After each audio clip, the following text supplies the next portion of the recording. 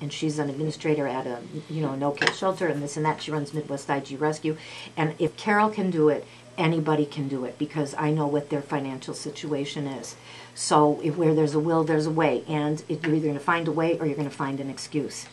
Can I say one more thing about this? First, I'll say it's the Laura Dion-Jones Show. Your calls are always welcome. Or 847-931-1410, WRMN Radio. I have a friend from the old days. Her daughter is grown now, but when her daughter was little, she was a single parent, and she was of the same mindset. I can't afford to eat this, I can't afford to eat that. So every night when you go over there for dinner, it was macaroni and cheese, it was pasta, it was this, that, the other thing. She was always fat, she could never lose weight, and I have to tell you something now. She's in her 60s, and her heart is shot. She's a travel agent, she's a dear person. She has traveled the world 8 million times and then some.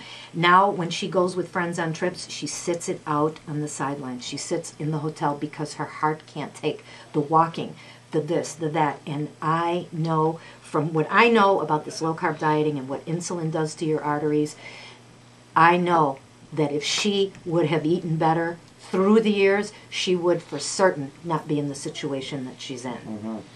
And I have a friend who had a heart attack, and I tell about him in one of my articles on my blog. And every time he goes to a cardiologist, but he doesn't go to a preventative cardiologist, and the guy's got him eating oatmeal because it's going to clean his arteries and this and that and lower this and that and the other thing. But and he looked at me, and he bikes 25 miles a day. And he looked at me the other day at the club, and one day at the club, and he said, I can't understand how you did it, and I can't do it. And I said, and he was sitting in front of a trough of oatmeal, 2 pieces of whole wheat toast, a glass of orange juice, and 2 poached eggs. Of that breakfast, the only thing I could eat were the eggs. The orange juice is too glycemic, but overproducing insulin. The oatmeal is too glycemic, overproducing insulin. And the whole wheat toast. If you're really, really, really carb sensitive like I am, I can't even eat whole wheat toast, whole wheat pasta. Brown rice still does the same thing to me. And I studied my weight loss enough. I kept enough records, I weighed every day, and I monitored what I ate to know that I'm speaking the truth. There are a lot of you out there who maybe have to lose 30, 40 pounds who can get away with eating brown rice, whole wheat toast, whole wheat bread, and the like. But people who are severely carb sensitive, like I think most of the obese people are, but what do I know? I'm not an MD. Believe me, you can't eat that stuff. So if you're sticking to the diet, you're doing this, you're doing that, and you're doing every other thing, and it's still not coming off, look at the carbs you're eating. Because if you're eating over 30 to 35 carbs a day, you're finished. And I wonder if there's any tie between being carb sensitive and your ethnicity. You're Italian, I'm half Italian, I'm carb sensitive, you were carb sensitive your whole life. I wonder, I see a lot of overweight Hispanics, I'm not picking on any ethnic group, but you know, Filipinos. I wonder if they're carb sensitive, if that's tied to their ethnicity. You know something, that's an interesting question, and I'm going to put that to a couple of the doctors who are on my professional advisory team. But in my opinion, I'm not so sure if it's ethnicity or if it's just your metabolism. You can find a family with a real thin father. Which may be tied to genetics and maybe tied to your ethnicity. Well, if you look at it that way. When I was in the hospital this summer getting my knee transplant, there was one of the nurses, and she was so chubby. And I just couldn't believe it. I watched her lumber around, and I knew what that felt like from the old days when I was heavy.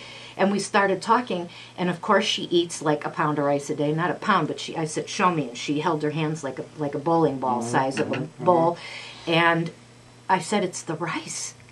And she said, but my people eat rice with everything. It's like that kid that I told in my first show who was African American from the high school that I worked with last semester, where I questioned him, and he was eating more rice than he was eating a football helmet full of rice a day. And when I told him he couldn't do that anymore, he got on a position, well, my people are rice eaters. You know what? You can't. When you can't, you can't. If the rest of the family, the rest of your ethnic background can eat rice, except 10 or 20% of you, you can't eat it. Well, we all have to make some adjustments, including Tiger Woods. I feel that. You know something? Terms. I'm sorry. I just feel that's a lot of BS. Mike Hunsicker, a longtime golfer, can now outdrive Tiger Woods. Really? Yeah, you don't drive. Yeah, I mean, driving is, got more than one definition. You're supplying Jay Leno with these. I got that one right away. There you go. That's cute. That's good. Well, you know, we haven't talked with you since last Wednesday, and Thanksgiving was the following that day. food frenzy. What happened? Yeah, how was your Thanksgiving? You know, it was very interesting because, again, you'll find a way or you'll find an excuse. I have a whole bunch of tips to give people, but one of the things that ties in is when I got there and the hors d'oeuvres were laid out on the table. Where did you go for Thanksgiving? To a friend, and her background is Eastern European. She was married to an Italian, so she learned Italian cooking from his grandmother. So this girl, she laid out a lasagna that was just incredible. It was killer. But at the end of the lasagna, the pasta course, I had the noodles left on my plate, but all the red sauce and the cheese and the meat was all scraped off. It was fabulous. And when people make homemade things like that and you don't eat the entire thing, you leave the crust, you leave the pizza crust, you leave the whatever, like these lasagna, noodles on your plate, they kind of give you this look like, my God, I made that with love. How dare you leave that there? That's a waste. But you know what? She understands, and she knows what I'm doing. And she's so, it's a holiday, eat this, eat that. I said, I'm saving my carbs for sweet potatoes. I'm saving my carbs for dessert. So here's the cocktails, okay? One lady made this awesome cream cheese and crab dip, and it's covered in red cocktail sauce, and then she had with the scoopers and around it. First thing I do when I get to a cocktail party, I survey the situation, see what's on there that I can eat, and I ask for a plate. And I ask for a fork, because a lot of times they only serve napkins. A lot of times they don't give plates, or if they give a plate and napkins, no fork. I always ask for a small plate and a fork, please. And I took a respectful couple of tablespoons of this crab thing. There was that wonderful artichoke dip that people make, that hot artichoke dip. You guys know that. Everybody has it at everybody's party. I had a big wad of that on my plate.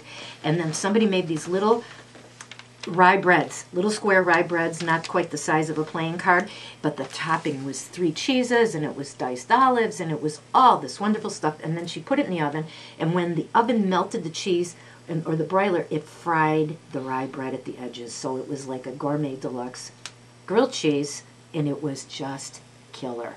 However, I ate 8 of them, but I only ate the topping. And one of the things, because I love fried dough, like apple fritters. I will eat off all the grease, fried dough, sugar. That's my favorite, one of my favorites.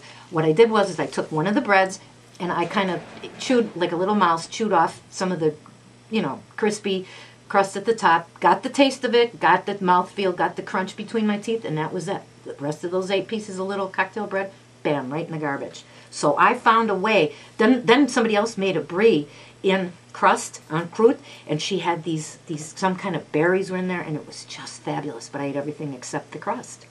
So if it's there in front of you and you know what that carb stuff did to you, like I know that's why I used to be fat, because I ate all of that and more, you just absolutely won't do it. Do you think George is going to go back to eating his honey nut something or other? Is he going to ask for a fork at parties now, though? Give me a fork with that honey nut. There you go.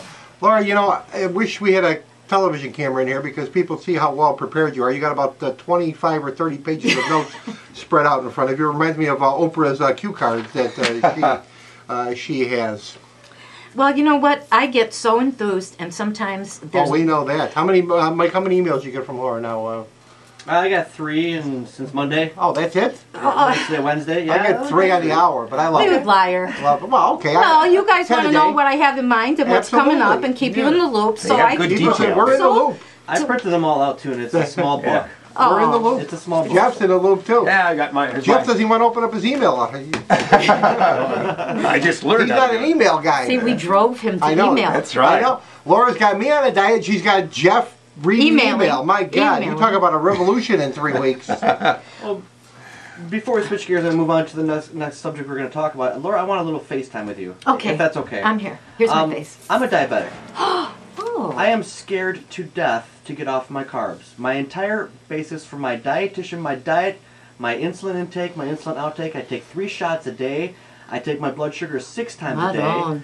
I am afraid to death to get off the carbs. It's what I live on. In fact, I'll tell you a little story. I gained 2.2 pounds over Thanksgiving. I ate like a pig, and it was horrible. You would probably hate me if you saw what I did over the Thanksgiving holiday. I came back on Monday. We ordered a pizza. I had a couple of pieces, and I love the corner pieces of the pizza. I love the crust with the sauce on it. That's my favorite.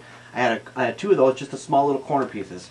Everything else, I took the topping, and I ate the topping, which, by the way, is the best part of the pizza. Thank you. The cheese, the pepperoni, the sausage, the green peppers, fantastic. Onions. I left the pieces of crust.